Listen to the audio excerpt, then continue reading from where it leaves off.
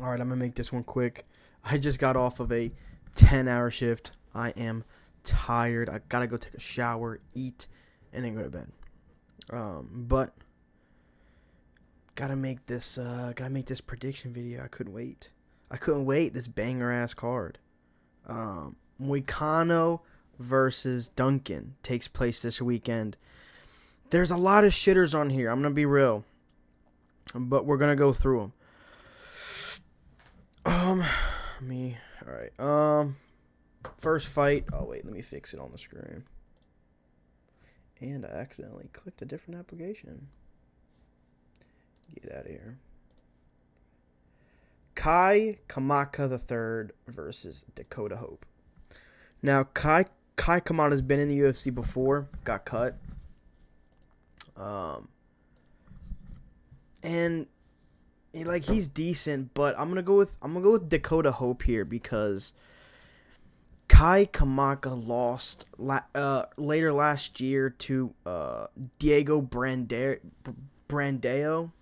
who also was in the UFC, but he's super old and his record is getting real bad, and I just don't feel like he should be a guy that you should be losing to. Whereas Dakota Hope is 11-1. He's got some good wins, and Dakota Hope is much younger than Kai Kamada. Faster, younger, stronger. He's a better striker, I think. I didn't dive too much into this, but I don't think Dakota Hope at this point in his career would lose to Diego Brandera. So I feel a little bit of confidence here in Dakota Hope here to get this one done. Moving on. Dion Barboza versus Melissa Gatto. I mean, they both got some losses in the UFC, don't get me wrong. Melissa Gatto lost to Ariana Lipski da Silva, Tracy Cortez. And these are losses, of course, at the end of the day, but those aren't bad fighters.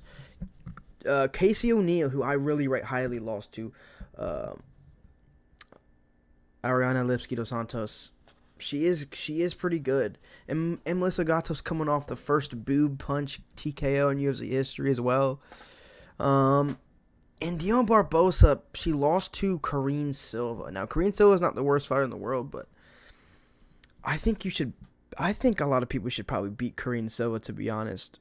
Losing to Tracy Cortez is a lot more respectable than losing to Karine Silva. Losing to Ariana Lipski is much more respectable than losing to her name. I just said her name. Karine Silva. Now, Dion Barboza is probably going to have a bit of a grappling edge here, but clear striking advantage here for Melissa Gatto. So I'm going to actually go with, and Melissa Gatto, although she doesn't win all the time, when she does win, especially recently, it has kind of been by TKO. So I kind of like her striking ability and her ability to find finishes, especially as a WMMA fighter.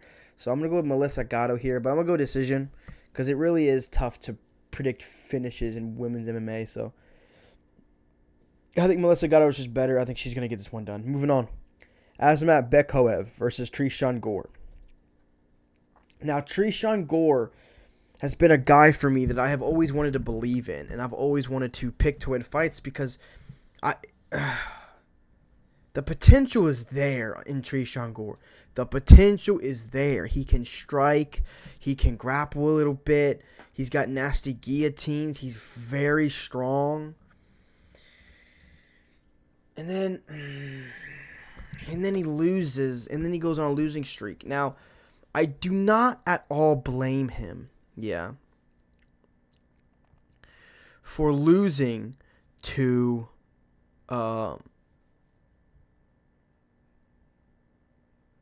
his name, Marco Tulio. I do not at all blame you for losing to Marco Tulio. Marco Tulio is a nasty striker. But then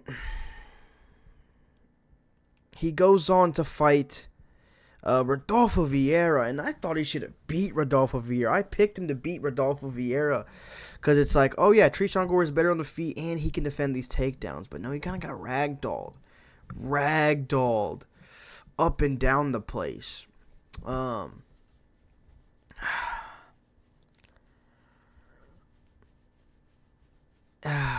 And it's like a win over Antonio Tricoli and Josh Fremd.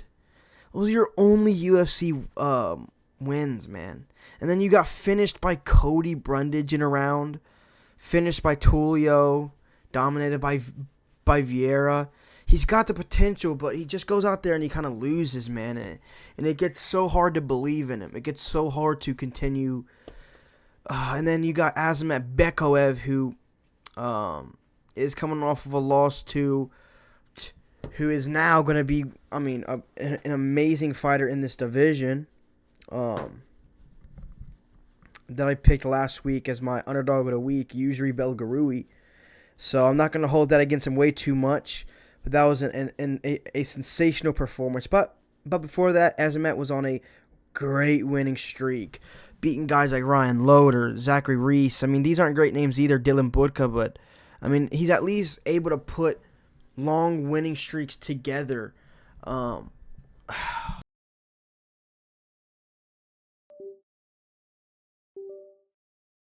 Really pains me to have to go against Trishan Gore, but I got to, man. I think Azamat Bekoev's gonna win.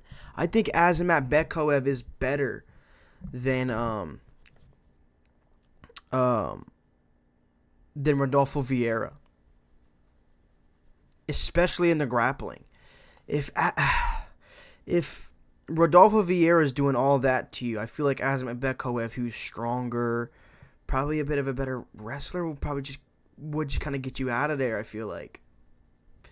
I'm going to go with Azamat Bekoev, and I'm going to go with Azamat Bekoev by TKO, round 2. If Trishan Gore proves me wrong and he wins, I'll be so happy, and I will rejoice, but I don't see it for Trishan Gore, man. He's got to go out there and prove something, and something other than just beating two of some of the worst middleweights of all time, Josh Fremd and Antonio Tricoli, So, Azamat Bekoev, round 2 TKO, ground and pound. Moving on, Alice Pereira versus Haley Cohen. I'm going Haley Cohen. I picked against Alice Pereira in her debut as well, against Montserrat, Montserrat or something like that. But I picked against her because I'm going to tell you the one thing I really don't like about Alice Pereira. Yes, Alice Pereira is actually a decent striker. She can go in there and put on a clinic.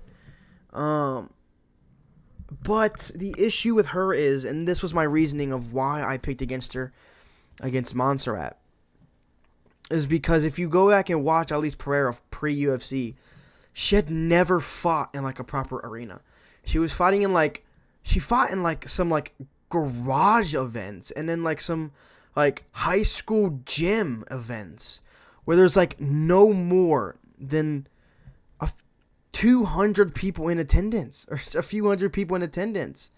When you go from fighting in high school gyms where there's a ring in the middle of a high school gym, or an octagon in the middle, a tiny octagon in the middle of some dude's fucking garage, and you go straight to the UFC, that is an unreal change of scenery, competition, a change so big that you almost can't be successful, in my opinion. And that's exactly why, because Montserrat, although she isn't that good, she had fought in the UFC multiple times, had a UFC win or two, and before it actually fought in LFA, which is another reason I'm going with Haley Cohen. LFA is not the biggest fucking promotion, but it's a legit, promotion. There's a venue, there's thousands in attendance, more UFC than fighting in a high school gym. And that's why I really don't like picking Alice Pereira. And Haley Cohen, Haley Cohen is 7-4. Okay, 6-1 is much better. Haley Cohen is 7-4, yeah. But she's been fighting in the UFC. Lost to Nora Cornell. Nora Cornell would do whatever the fuck she wants to do against Alice Pereira. Jamie Lynn Horth would finish Alice Pereira 2 rounds max. Even some of the people Haley Cohen beat Claudia Lieta, I remember her. She would beat Alice Pereira. You know, like these girls would beat Alice Pereira, and Haley Cohen has a very extensive LFA career. Fighting, obviously not the best fighters in the world, but fighting better fighters than Alice Pereira has ever fought, excluding Montserrat. You know, I can't trust the kind of experience Alice Pereira has. Haley Cohen, I believe Haley Cohen trains with a really good gym as well. I'm trying to remember who all Haley Cohen trains with. I was just looking it up the other day. I think Colby Covington is in there. I could be wrong, but I think Colby Covington's in there.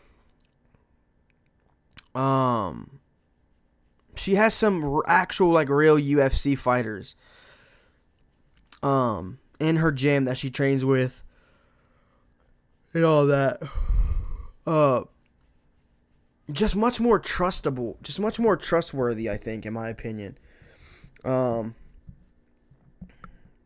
I think if you give Alice Pereira, how Alice Pereira is right now, you give her the same strength of schedule Haley Cohen had in the LFA, and Alice Pereira would have a negative record in the LFA, whereas Haley Cohen had a overwhelmingly positive record in the LFA. So that's my take here. Haley Cohen is not the best. She's got some TKOs, some submissions as well. Despite not having the best record, she shows that she can finish a fight or she can go to a decision. Alice Pereira has only shown the ability to win by KO only against absolute 9-to-5 workers in somebody's basement, So I'm going with Haley Cohen here by decision, probably. Moving on to Lando Veneta versus Darius Flowers. Now, hold on, folks. I was much more confident in Lando Veneta before I saw Darius Flowers cut his hair, man. He looks big. Darius Flowers in his newer pictures, man, he looks big, man. Bigger than he's ever been. But I'm still going to go with Lando Veneta. Just because Lando Veneta is not a bum at all, man. Look, man. 12-7, 12-8, like these are dog shit records. But Lando Veneta has some experience, man. He lost to, he did lose to Daniel Zellhuber, but Darius Flowers would probably also lose to Daniel Zellhuber. And then he lost to Charles Jourdain. People forget, man, the best fighter in the UFC. Lost to Bobby Green, but then again, it's like he beat Yancy Medeiros, had a good fight with. He had a good fight with Tony Ferguson, but that was in 2016, so I don't really know how much you can really, I just think Lando Veneta's a better grappler here as well. He could probably get some grappling offense here and dominate in the grappling, man. He's got 5 submissions. He is mainly a grappler, and Darius Flowers is a striker.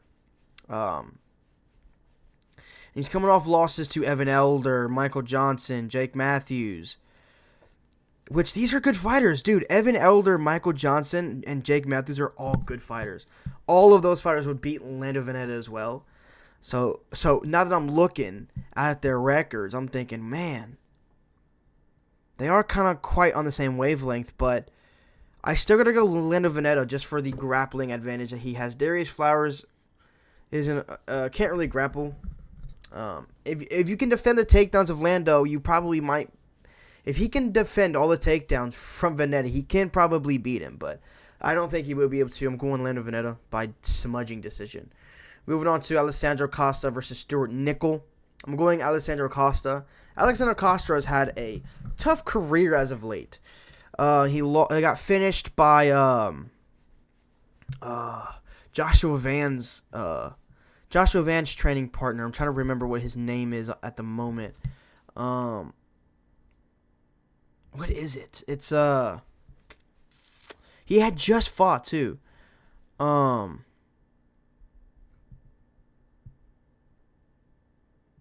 looking it up real quick because I always forget when I'm recording a video every time. Come on, man. I don't want to edit. Let me try something new. Hold on, let me try something.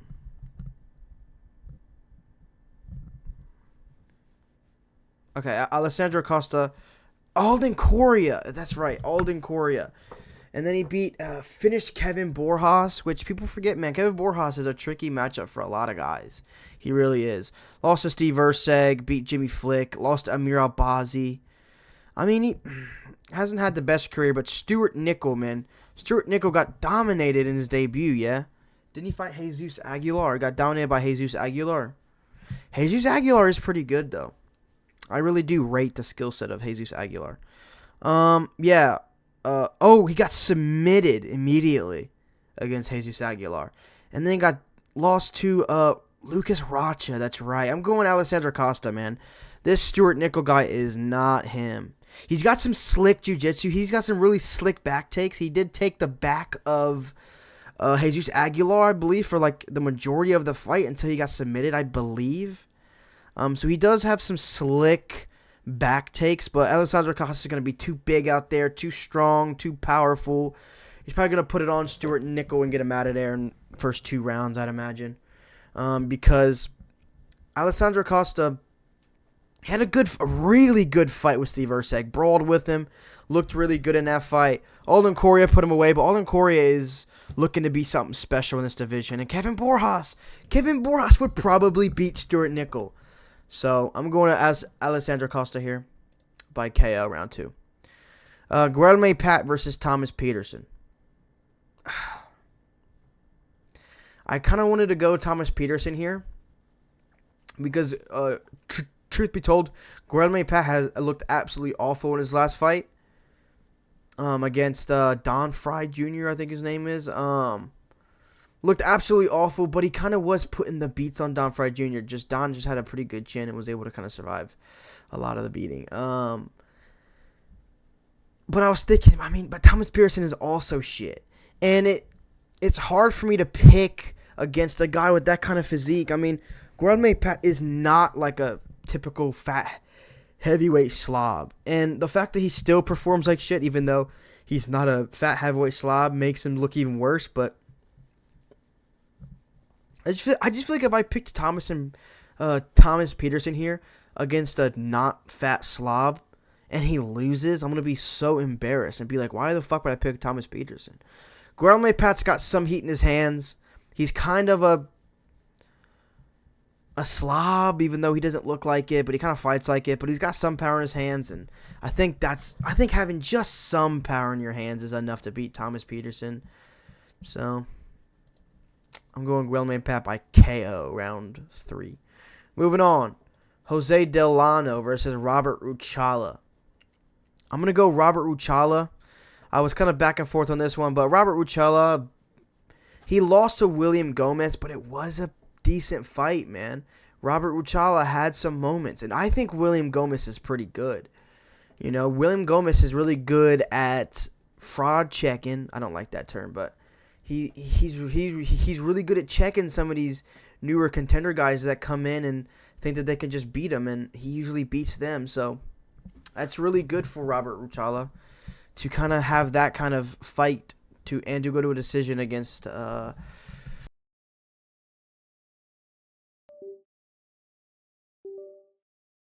Gomez. And Jose Delano, truth be told, is not impressive. He is not impressive at all. Jose Delano, he's got a lot of decisions. Doesn't have much power or finishing ability at all.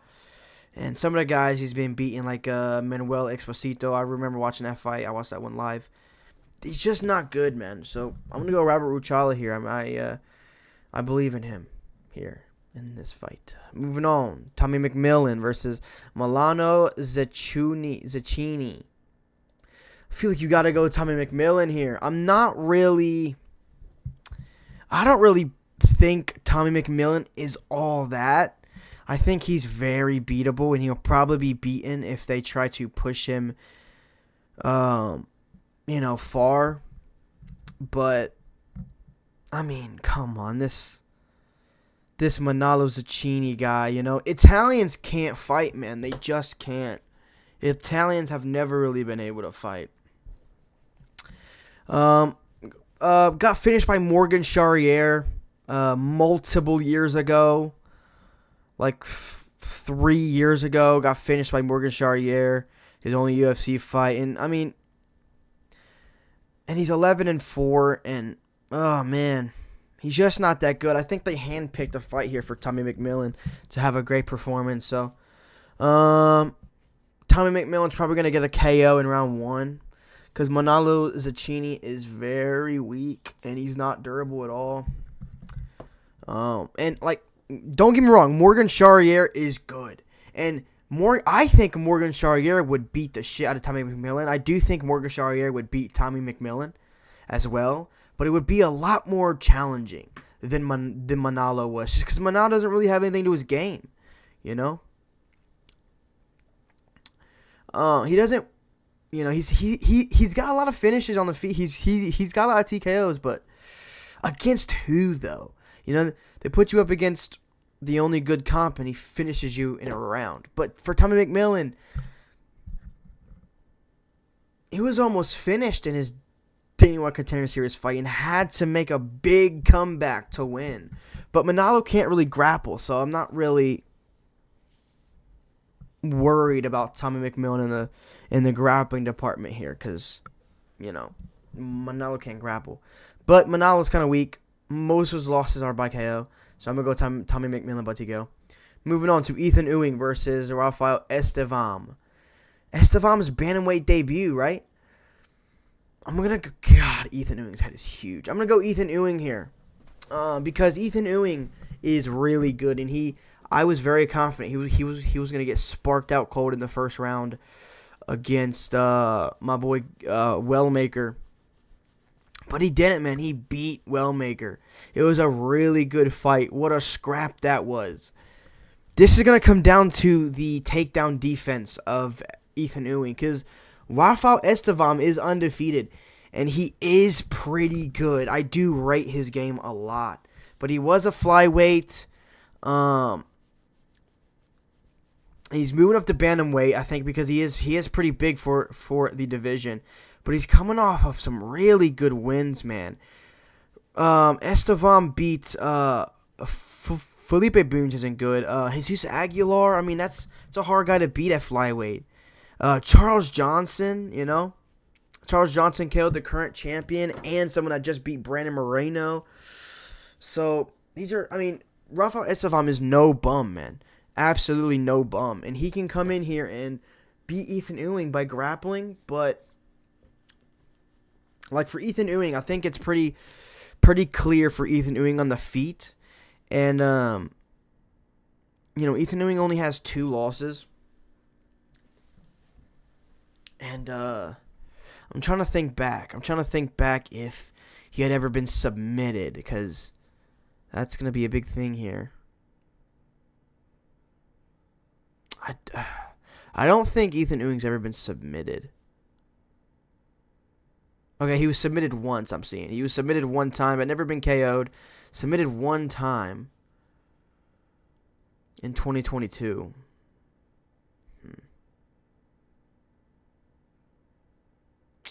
By heel hook. I'm going to still go Ethan Ewing, though, because he has probably improved much since then. But, man, 14-0. It is hard to doubt Rafael Estevam, but him going up to bantamweight could do one of 2 things. He could bring lighter man's skill up and beat Ethan Ewing. Or Ethan Ewing can be too big out there and use his strength and shuck off the takedowns and the grappling and then beat up on Rafael Estevam. It's a tough one to call because they're both really good.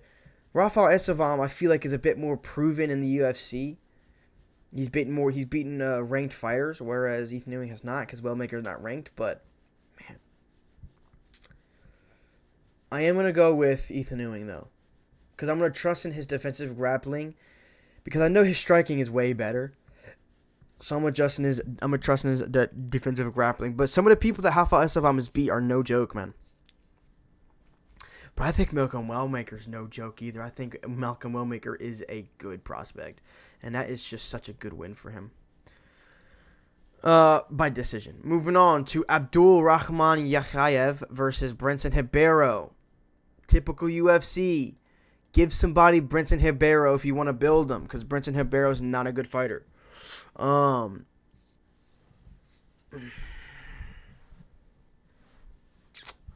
I'm going to go with Abdul Rahman Yakhyayev, if I'm saying his name right. And I'm going to be honest about him. Abdul Rahman Yakhyayev is really good. But I want to say, though, I do want to say,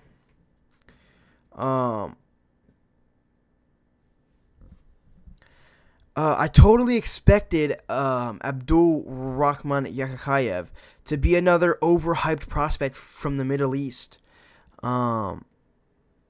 Because all the, a lot of Middle Eastern guys come over here and they get overhyped. Oh, this guy's next.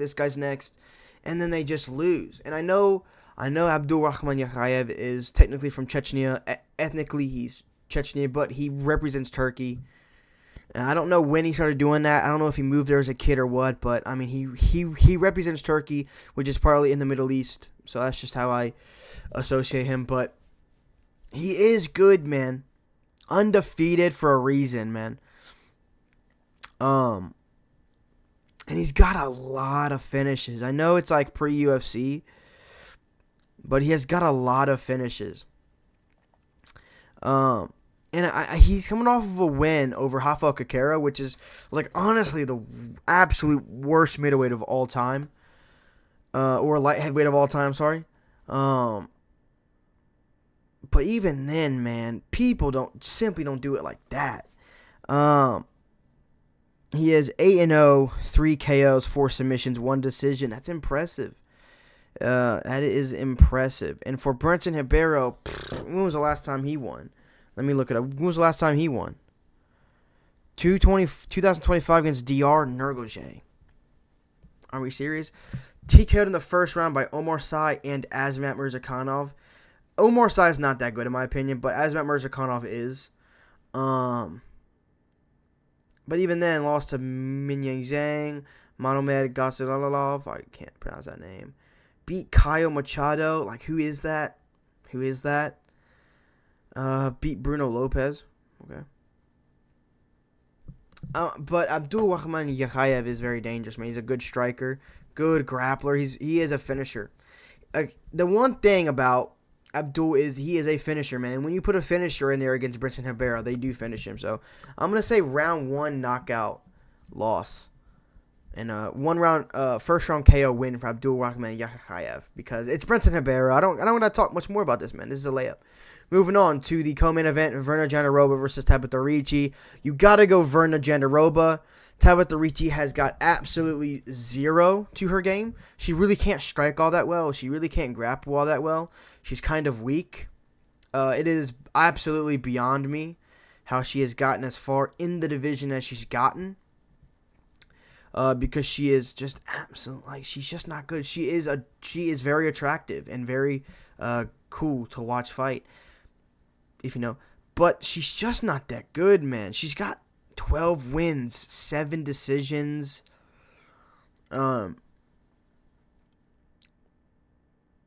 She TKO'd Amanda Hebos. That's decent, but got lost to Yan Xiaonan. Beat Angela Hill. When I remember thinking Angela Hill should have won that fight. A lot of Angela Hill's losses are wins. She definitely lost to Tisha Pennington, Tisha Torres. 100% she lost that fight. So that's right there, like 2 wins in her last 4, I think should be losses. She beat Lupita Godinez, man. That is a good win, though, because Lupita Godinez is no joke. So I forgot how the fight went, but I wonder what happened there. And she beat Jillian Robertson 3 years ago. I don't remember a lot of these wins, how they went, but these got to be losses, man. Or I'm just discrediting her. I don't think she's that good, man. Beat Polyana Viana, who doesn't. Lost to Manon Fior, who doesn't, other than the champion. Man. I'm still going to go Virna Jandiroba, man, because Virna Jandiroba is she's a really good grappler. I mean, she's out here finishing. She beat Yan Xiaonan, whereas Ricci lost to her. She finished Amanda Lemos. She also beat Lupita Godinez, beat Miranda Rodriguez, beat Angela Hill, better than Tabitha Ricci did. And she also beat Mackenzie Dern earlier on in her career. So Virna Jandiroba is pretty good. If you can out-grapple her, you can win, but Tabitha Ricci's not going to out-grapple her. So, yeah, I'm going to go with Virna Jandiroba. Moving on to the main event, Renato Moicano versus Chris Duncan. I'm going to go Chris Duncan here because Chris Duncan is an absolute dog. He can take a lot of punishment and then give a lot of punishment. Now, don't get me wrong, Moicano can definitely win this. He 10-8'd Benoit Saint-Denis in the first round. People haven't really been able to do that to Benoit Saint-Denis, even though I've kind of been on record not really thinking that Benoit Saint-Denis is that good. You know? But one thing that scares me here in my Chris Duncan pick is he does like to jump guillotine. And Chris Duncan, a lot of his guillotine attempts are on takedown attempts of his opponent. If Renato Moicano goes for a takedown here and Chris Duncan jumps guillotine, first of all, he's not going to get the guillotine on Moicano. And second of all, he's going to end up on bottom. And if you know about Moicano's ground game, he has really good top control. He has sometimes a bit of an issue getting guys there to the ground, but when he gets you there, he has such good top game, and his top pressure is really good. That's why he was able to 10-8 Benoit Saint-Denis like that and beat guys like Jalen Turner, Drew Dober, because his top game pressure on top when he's already there is actually insanely good. Some of the best top control in the lightweight division probably. And Chris Duncan has been submitted before by Manuel Torres. He's been controlled before, almost submitted by Terrence McKinney. And I just feel like I'm so nervous if he jumps a guillotine here, because I think jumping guillotine is going to make him end up like Dustin Poirier here, when he's going to jump guillotine and then end up on bottom and start getting smashed. But I think Chris Duncan can probably get Moicano out of there early, man. Chris Duncan's got a lot of heat in his hands, and he is kind of like a brawler. And Moicano's got some technicality in his strikes, but not really enough. Probably not enough to beat Chris Duncan. And if Chris Duncan wants to, I think he can shuck off the takedown attempts of Moicano. I think really one of the only ways Moicano can get Chris Duncan down to the ground is if he intentionally jumps a guillotine on Moicano and then ends up on bottom. Which, this might be dumb, but I'm going to trust Chris Duncan to not do that. Chris Duncan and them train together. They train at the same gym. You know, for prior fights, they've probably trained a lot. Chris Duncan probably knows, listen, don't jump guillotine on this guy, because he won't get submitted by it, and he'll end up on top, and his top game's good. Chris Duncan's probably felt it. He knows it's good. So he don't want to give any chance to end up there. So I'm going to say Chris Duncan shucks off the takedowns early, puts mustard on Moicano, and finishes him in round 2 by knockout.